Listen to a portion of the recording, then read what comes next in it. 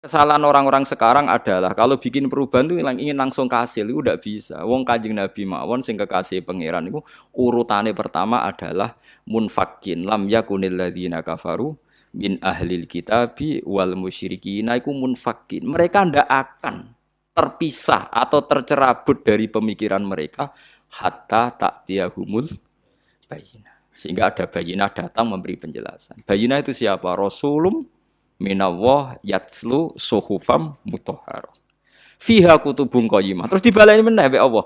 Wa ma tafarraqal ladzina utul kitaba illa min ba'di ma ja'atumul bayyinah. Tafarraqa udah dipisah. Sawise ana Kanjeng Nabi orang kafir itu pecah-pecah. Lah saiki fitnahe rubah. Muhammad pemecah belah kita. Dulu pemikiran kita sepakat. Gara-gara statementnya Muhammad kita jadi pecah. Wah, akhirnya Nabi tersangka, dianggap provokator. Paham gitu? Saiki tuduhannya rubah. Paham ya tuduhannya apa? Berubah. Tapi apapun itu karena kecanggihan Nabi cara menjadi bayinah. Yaitu mau dari pikiran aja alal alihata ilaha wahida. Ya, dari pikiran Tuhan itu harus apa? Banyak. Terus dilatih Nabi Tuhan itu harus satu. Itu Nabi telaten.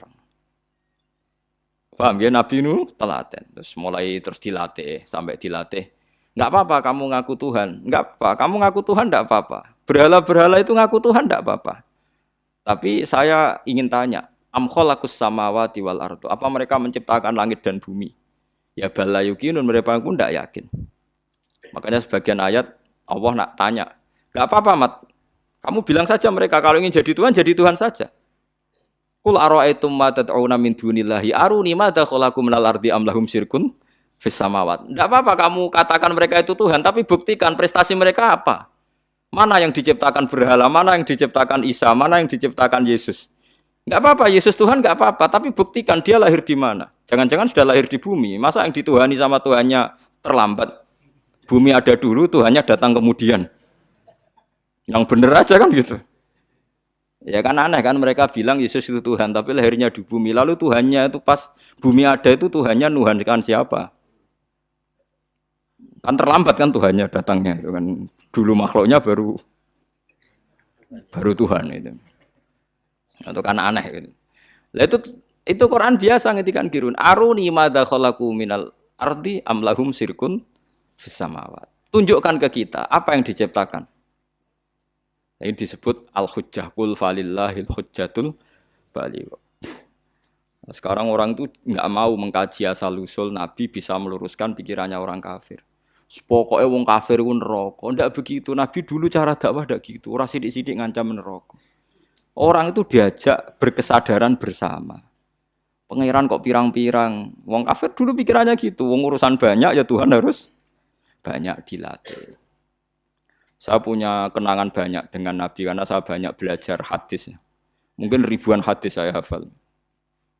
Sampai boleh tidak percaya, tapi boleh nyaingi. Buktikan kalau Anda bersaing, enggak apa-apa. Kompetisi, no? Ojo saingi arba'in nawawiyah.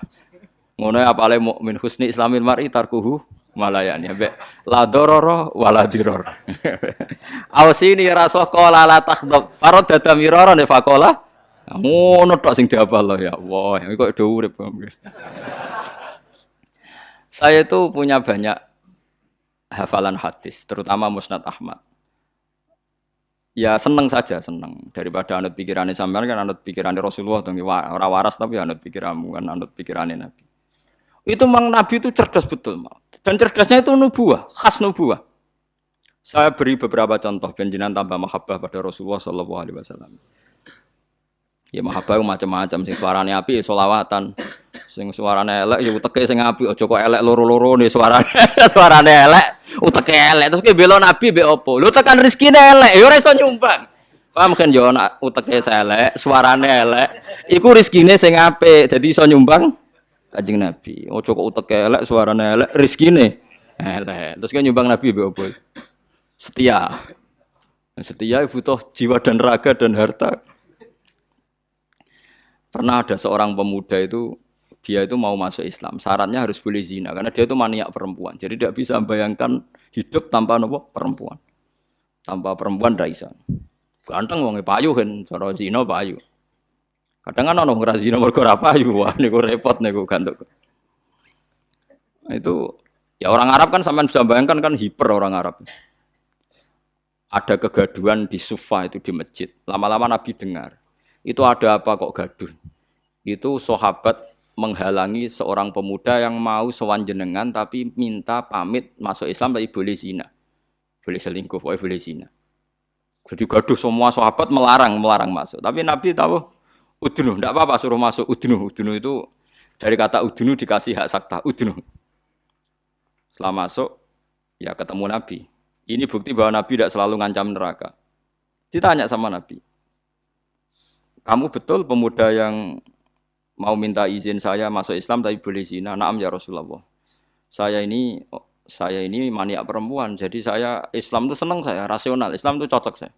Yang enggak cocok satu, aturan tidak boleh main perempuan itu saja. Itu kalau sekali jenengan membebaskan saya main perempuan, saya masuk Islam. Kalau enggak ya nanti dulu. Gak kurang ajar tapi. Ya ono wong ngene iku kelakuan ngono iku ono mulai dhisik. Sampeyan diam-diam ya begitu kan. Dadi kan bedane kan rawane omong ngono ae kan. Ora usah munafik biasa wae. Apa yang dikatakan Nabi itu? Memang Nabi itu pinter betul. Terus, iya na'am ya Rasulullah. Dia iman kalau Nabi. Pertama Nabi tanya, atuhibbuhu li ummik. Kowe seneng duwe mbok digondol lanangan. Atuhibbuhu li ummik. Jauh tanya, orang kalau suka zina itu kan mesti preman. Sing gondol mbokku lho demene tak pateni kan Nabi. Wes, tenan mbok pateni nek sing demeni mbokmu. Nggih ya Rasulullah, tak biacok ya.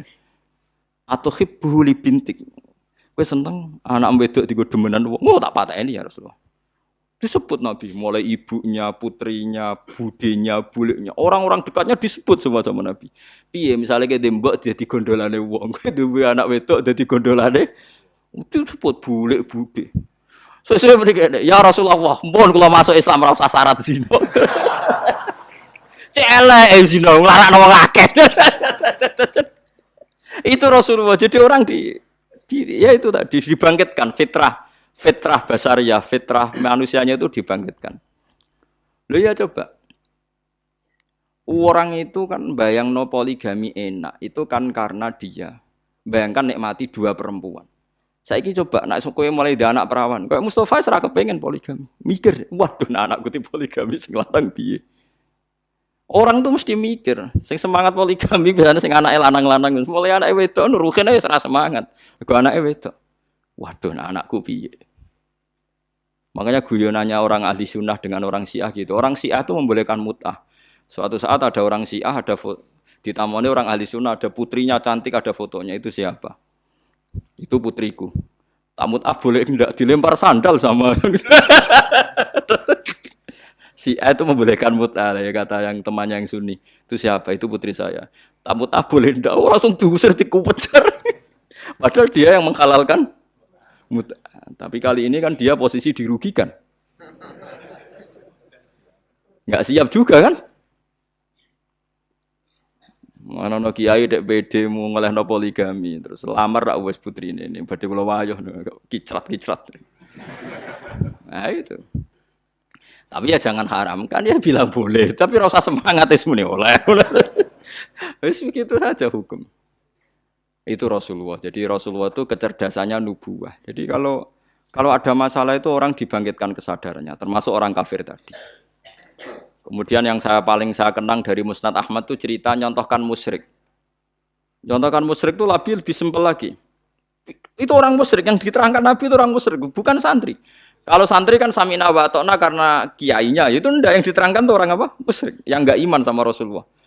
Eleng apa nggih? Lam yakunil ladzina kafaru min ahlil kitabi wal musyrikina munfakina hatta ta'tiyahumul bayyinah. Orang kafir itu akan selalu sesuai pikiran mereka, tidak akan tercerabut hatta ta'tiyahumul bayyinah. Bayyinah itu siapa? Rasulum minallah yatslu suhufam mutahharah fiha kutubun qayyimah. Terus diulang lagi sama Allah, wa ma tafarraqal ladzina utul kitaba illa mim ba'di ma ja'atuhumul bayyinah. Suatu saat Nabi itu menghadapi orang-orang yang masih punya selera syirik. Tuhan itu ya banyak. Macam-macam lah. Tuhan pokoknya banyak. Nabi pidato lagi. Memberi penjelasan maksudnya. Kalau hari ini pidato tatak no podium, no MC ini wah kacau. Ora ono nabi pidato ngono. Kowe tuh mau nabi pidato Abu Hurairah pidato wabil khusus Rasulullah Muhammad sallallahu alaihi wasallam. Ora ono. Ora MCNC terus waktu dan tempat kami persilakan aneh-aneh. Ya ora ono nabi pidato ngaji ngeten iki, teko ngaji bare kondur. Aneh-aneh. Kowe tuh mau ayo golekno hadis sitok sing nabi pidato nganggo MC. Terus ditatano sik apa? Podium. Wong do ngenteni mboten Nabi nggih alami mawon. Nek ana wong kumpul-kumpul diparani dikandani, kadang Nabi dicegat ditakoki. Kan kula biasa nak teng dalan, anggere ana wong sowan kula, "Gus, badhe sowan jenengan apa takok?" Badhe tanglet, "Seneng kene ae lho apa ngomong omah." Mboten sopan, malah ra sopan nek omah ganggu aku anak bojoku, wis ning dalan takok apa, tak jawab.